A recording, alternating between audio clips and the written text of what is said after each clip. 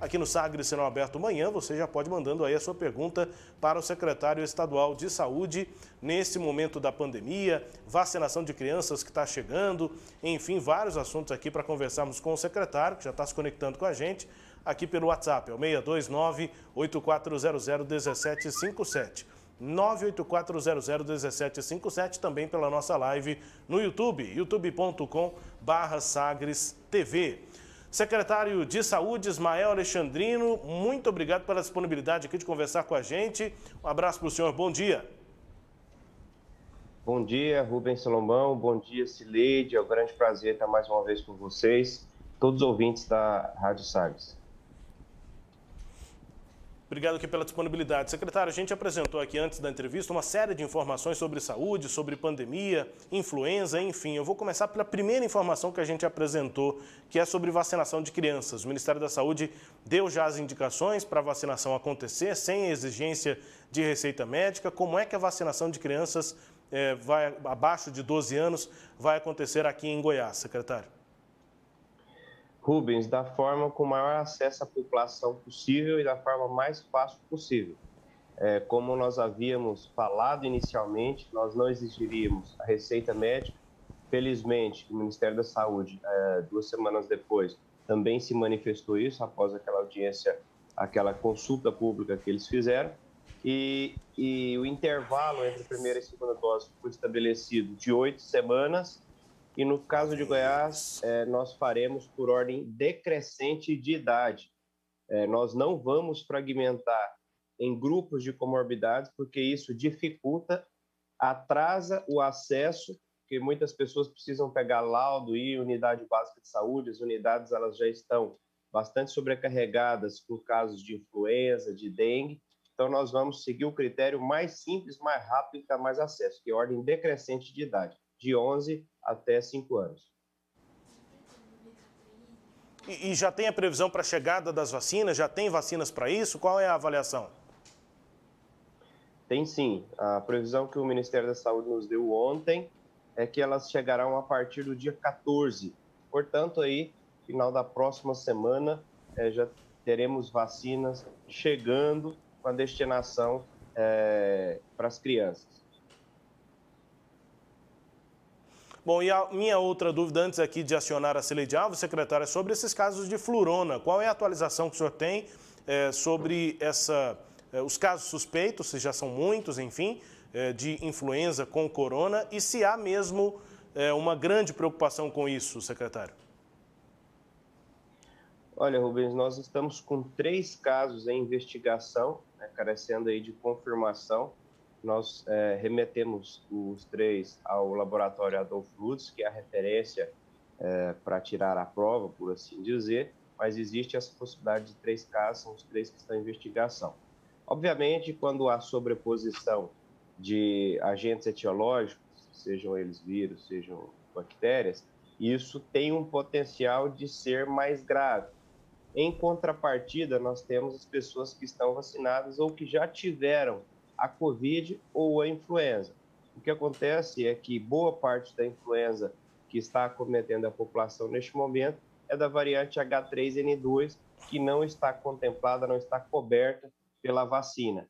Somado a isso, há uma cobertura vacinal de influenza abaixo do que gostaríamos. Nós gostaríamos de estar com 90% de influenza e estamos em torno de 74%.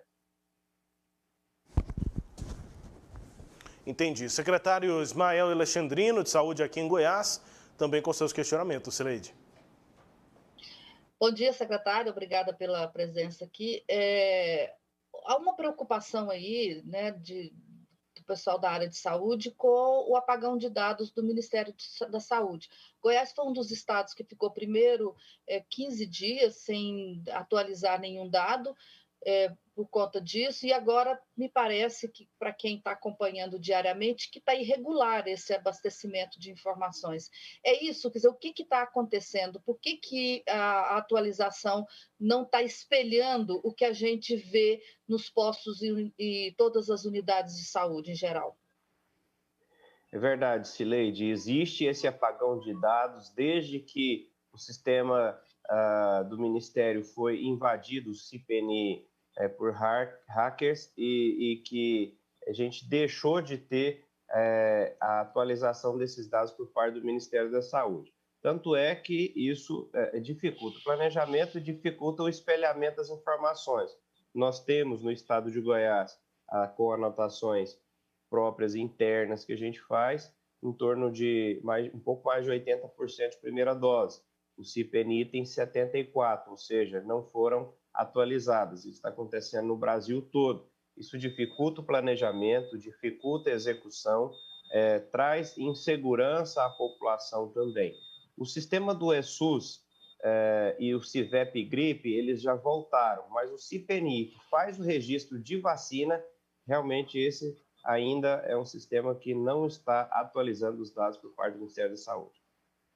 Pois é, e os casos diários aí de confirmação? A gente viu uma reportagem agora há pouco informando que, de acordo com os sindicatos particulares, houve um crescimento aí de 70% na procura por exames e a positividade desses exames, que era de 10%, subiu para 25% agora.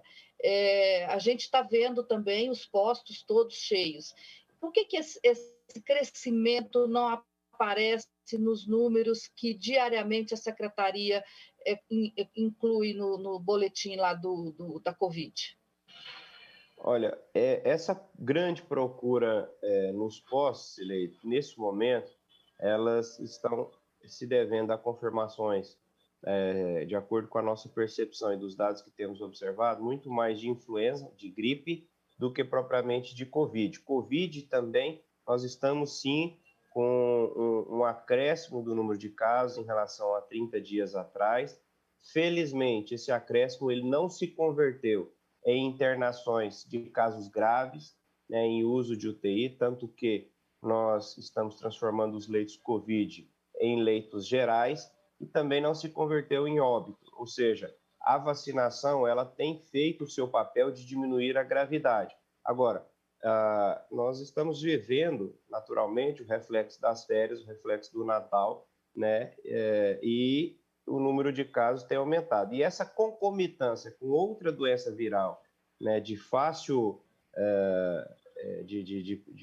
fácil contaminação, que é a influenza, e também a dengue, tendo visto o período chuvoso, ela realmente tem colocado uma tripla dificuldade para nós. E o sistema de saúde, do ponto de vista de paciente grave, ele não está sendo tão demandado para essas três doenças, até porque, felizmente, elas não estão se convertendo em casos graves. Mas ele é demandado, sobretudo no seu nível mais básico, que são as unidades básicas de saúde, os CAIS e as UPAs, né, e sobrecarregando muito esse sistema. E, à medida que os CAIS e as UPAs vão enchendo, mesmo esses casos mais simples, eles vão chegando nos hospitais de alta complexidade. Então, é importante que os cuidados, sobretudo o uso da máscara, eles continuem existindo, porque certamente nós vamos viver aí um período de 60 dias convivendo com essas três doenças de forma muito aquecida. Secretário, com relação ainda à Covid, o Estado começou a fazer um sequenciamento, né, para identificar qual a variante. Eu queria saber o seguinte: como é que está essa identificação? Já se sabe qual a proporção de Ômicron que está sendo identificada em Goiás? Ela já se tornou uma variante que se espalhou pelo Estado? Predominante?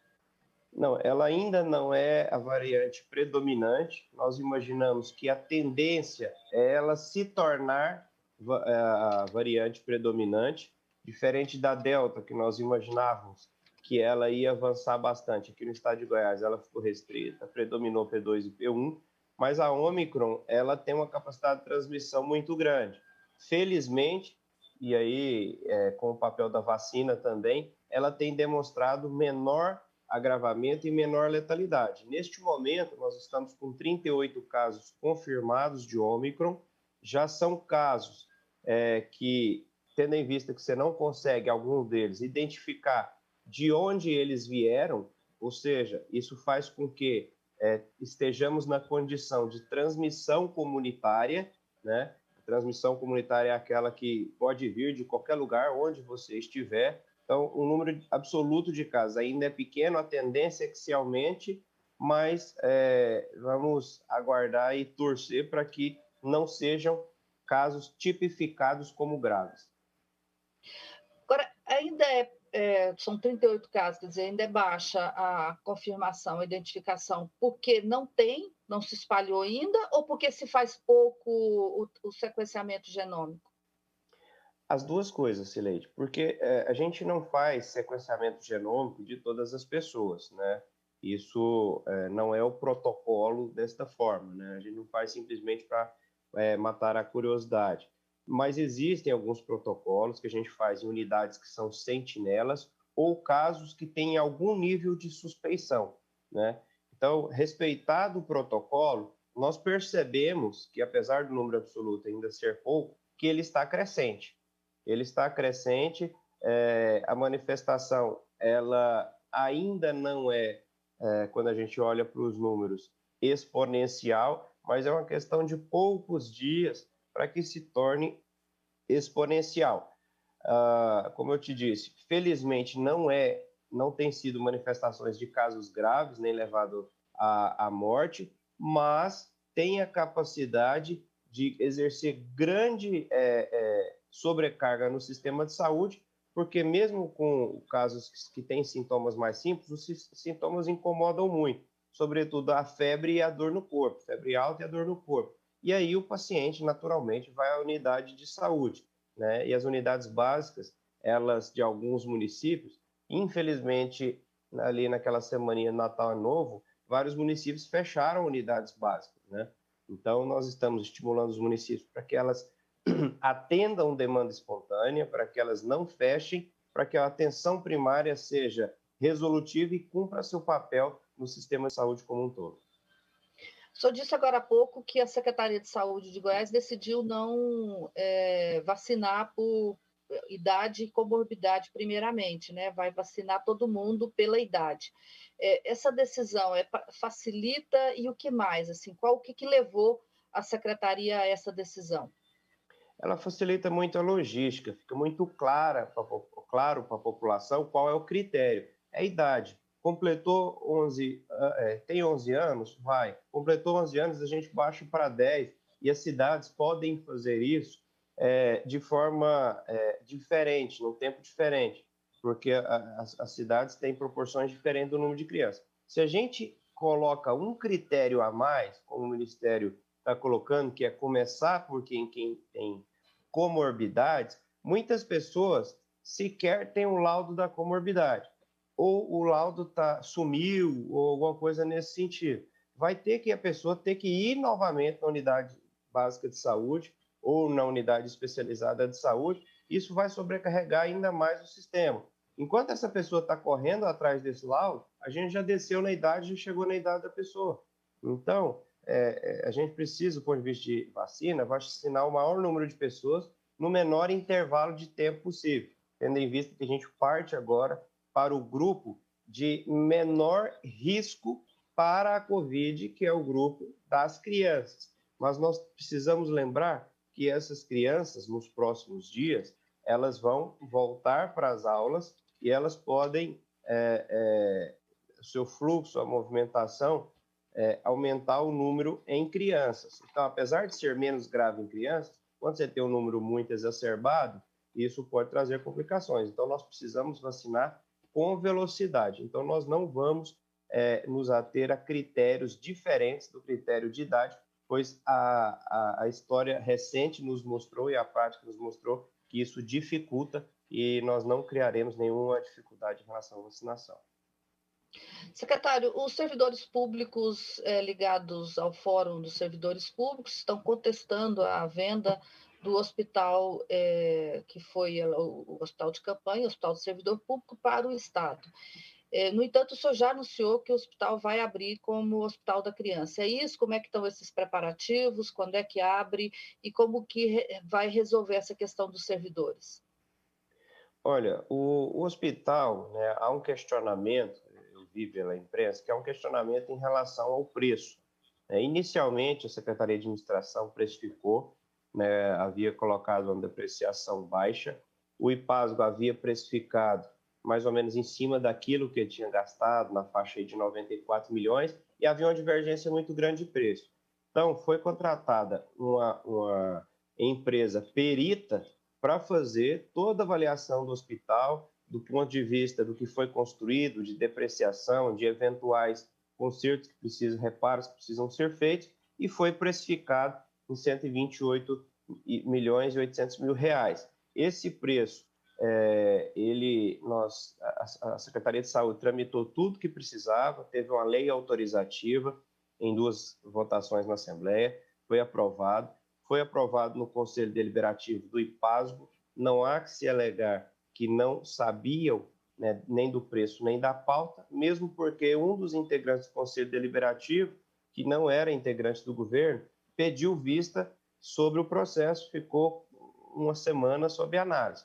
Quando o presidente do IPASGO marcou a nova reunião, com a ciência de todos, né, foi aprovado, e aí nós tramitamos internamente tudo o que precisava, e na quinta-feira da semana passada nós executamos a compra e a Secretaria de Estado da Saúde pagou à vista, em parcela única, esta unidade, de forma que agora nós estamos fazendo toda a adequação dela, a parte ambulatorial, nós já começamos alguns atendimentos para que os pacientes do materno e infantil nessa transição não fiquem desassistidos, e no dia 18, próximo, às 9 horas da manhã, o governador Ronaldo Caiado terá a oportunidade de inaugurar o primeiro hospital estadual da criança e adolescente do Brasil, tendo em vista que essa área de pediatria no estado de Goiás, ela carecia muito de investimento, e o Hospital Materno Infantil há muito já está sobrecarregado e com estrutura que deixa a desejar. O que vai acontecer com o materno infantil? Ele vai ser desativado? Não, nós vamos retirar a parte infantil lá de dentro, né, que é a parte pediátrica, mas ele continuará como cuidando das mulheres e gestantes. Então, ele será transformado num hospital da mulher, né? Nós temos uma demanda muito grande disso. O Hospital da Mulher é um anseio e é uma tendência no Brasil. Os estados ainda não transformaram. Nós faremos de forma pioneira aqui no estado de Goiás, mas não é uma questão de segregação puramente por sexo, por gênero, por fisiologia. É que, de fato, as demandas são absolutamente diferentes. Até colocar crianças junto com adultos já é diferente. A criança, ela não é um adulto pequeno, né? A fisiologia é diferente, as patologias são diferentes. Então, nós temos buscado olhar para esses grupos da mesma forma que no HGG nós estruturamos o ambulatório e também a cirurgias de ressignificação de sexo para atender, do ponto de vista de saúde pública, o público LGBTQIA+. Né? Então, não é uma questão de estou olhando para este público ou para aquele outro, é uma questão de saúde pública. As fisiologias são diferentes, as necessidades são diferentes. E quando a gente olha para o princípio da equidade do SUS, a gente precisa de ponderar tudo isso e prover acesso na medida da sua necessidade. Pois é, então as mães vão ter os bebês no materno infantil, elas serão atendidas e os bebês nascerão no materno infantil. Depois, se tiver necessidade de atendimento pós-parto, é que esses bebês seriam transferidos para o novo hospital e, claro, as outras crianças de qualquer idade que precisavam ser atendidas lá. A parte neonatal, que é o recém-nascido, né, até 30 dias de nascimento, isso continuará no hospital que hoje é o materno infantil, né, que será transformado em hospital da mulher e da gestante. Porque como a parte de obstetrícia do atual materno infantil é obstetrícia de alto risco, pode ser que nasça um paciente prematuro, um gemelar, algum que tenha alto risco, e nós precisaremos de ter esse suporte lá. Então, a UTI neonatal, ela não será desativada, e até 30 dias continua sendo a referência.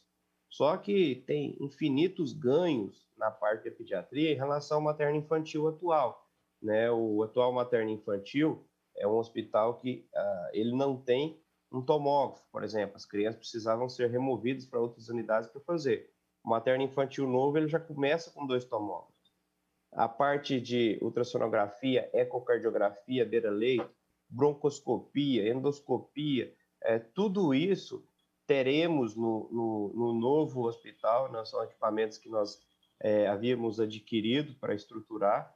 Então, eu acho que é um ganho muito grande para a população. Nós estamos falando aí de uma estrutura nova, uma estrutura moderna, né, que vai atender com muita dignidade as crianças do nosso estado e os adolescentes.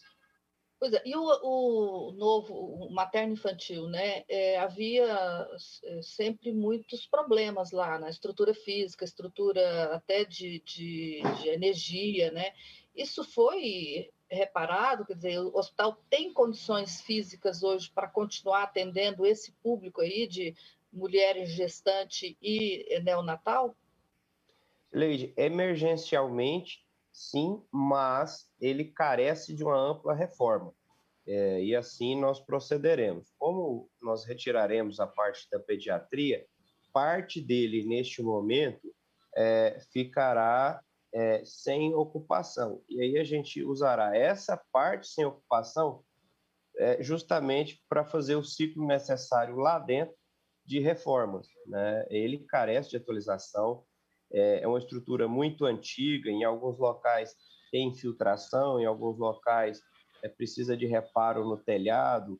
A legislação sanitária mudou muito, inclusive de agosto para cá, mudou bastante, questão de ar-condicionado, dada essas questões das novas doenças, né, como a Covid. Então, as RDCs, as NRs, todas mudaram muito a legislação que valida o ponto de vista sanitário. Então, ele precisa de adequações e assim nós faremos. Secretário, está previsto um mutirão de cirurgias eletivas no Hugo? Explica isso para quem está na fila aí.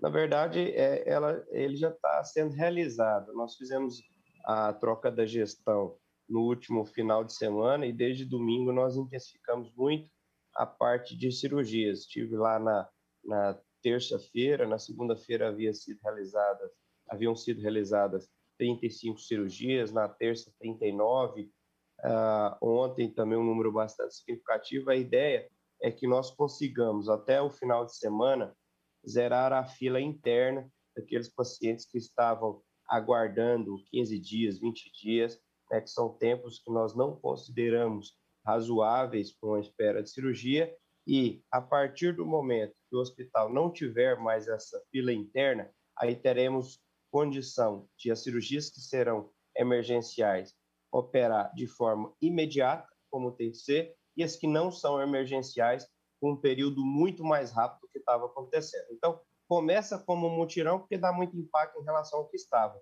Mas, uma vez estabelecido o ritmo, é esse o ritmo que a gente quer manter para o Hugo. Essa fila tem a ver com a gestão? Trocou a OS do Hugo, é isso? E foi a OS anterior que fez essa fila crescer? Olha, a fila ela não cresce por um motivo só. Né? A fila existe porque a demanda é muito grande, o quantitativo de unidades é restrito. A pandemia intensificou esse problema no Brasil, para a senhora ter uma noção, represou 40,9%, 41% de cirurgias. No estado de Goiás, represou em torno de 30%, menor que o Brasil, mas ainda assim é um número muito significativo. E, obviamente, também questão de gestão interna da unidade, de fornecedores, de OPME. Então, tudo isso está sendo revisto para que o paciente seja atendido com a maior celeridade possível. Rubens. É isso, secretário. Bom, eu queria também abordar questões políticas com o senhor, por conta de declarações aí recentes, né, do senhor lá na coluna Giro do Jornal Popular. Já posso considerá-lo pré-candidato a deputado federal, secretário? Olha, Salomão, eu não sou muito acostumado com esses termos, né? Nunca participei deste cenário, mas tem tido aí, por parte de muitas pessoas, a vontade, né, que eu seja deputado federal, né, pelo trabalho que a gente desenvolveu, pelo acesso e o trânsito que a gente tem em Brasília, de forma que essa é uma hipótese que eu tenho considerado, sim. Isso não é uma coisa que sobe na minha cabeça, eu não perco o foco da minha execução na saúde por causa disso. E se assim avançar, será com o mesmo intuito atual de acelerar as coisas, aí no caso, como deputado federal, não só da saúde, né, mas melhorar a legislação também na saúde, que a nossa legislação ela é uma legislação burocrática, anacrônica, que não atende à necessidade atual, mas também em outras áreas, como a educação, que eu acho que é a mola propulsora de qualquer estruturação civilizatória de qualquer país, né, a cultura como um todo, enfim. Eu acho que se isso acontecer, né, e eu tenho ponderado isso sim, né, é algo que realmente nos últimos dias eu tenho pensado com carinho essa possibilidade, mas com muito pé no chão, com muito equilíbrio, com muita serenidade. Não é a possibilidade pela possibilidade, o cargo pelo cargo. Isso realmente não sobe na minha cabeça. É o que eu posso fazer e impactar caso algo nesse sentido avance. Ô, secretário, mas há manifestações importantes na base, né, entre aliados aí do governador Ronaldo Caiado, que são pré-candidatos a deputado federal, deputado estadual, que cobram uma saída antecipada de secretários que podem se candidatar nas eleições desse ano. Antecipada porque antes do prazo final pela legislação eleitoral de desincompatibilização. Como é que o senhor avalia? É uma possibilidade? O senhor acha que é também recomendável que secretários que possam ser candidatos, que é o caso do senhor, podem ser candidatos que saiam antes dos cargos para preparar a candidatura? Olha, eu acho que a legislação vigente, que estabelece prazos de desincompatibilização, ela já existe justamente para contemplar essas alegações que alguns parlamentares às vezes fazem, às vezes cobram do governador. Né? Se já existe esse período, já existe essa legislação, não há por que haver uma cobrança extra do governador para esse tipo de ação. Né? Eu acredito que qualquer cobrança extra-legislação que queira cercear o período de conclusão de um determinado planejamento, né, tem a ver, muitas vezes, até talvez com a insegurança do parlamentar, alguma coisa nesse sentido.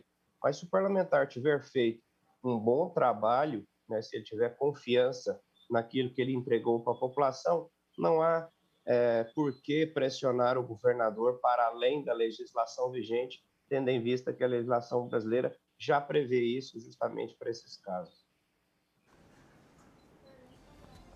Ok, secretário, obrigado pelo contato aqui com a gente, a disponibilidade. A gente vai, claro, retomar, né, essa conversa ao longo do ano sobre saúde, sobre a pandemia, enfim, tantas questões envolvidas, mas também sobre política. Um abraço ao senhor, bom trabalho aí, bom dia. Obrigado, Rubens, obrigado, Cileide. É sempre um grande prazer falar com vocês. Um grande abraço, um abraço aos ouvintes. Feliz 2022 para todos. Secretário Estadual de Saúde, Ismael Alexandrino. Bom ano também, bom 2022, conversando com a gente aqui sobre pandemia, agora por fim também falando sobre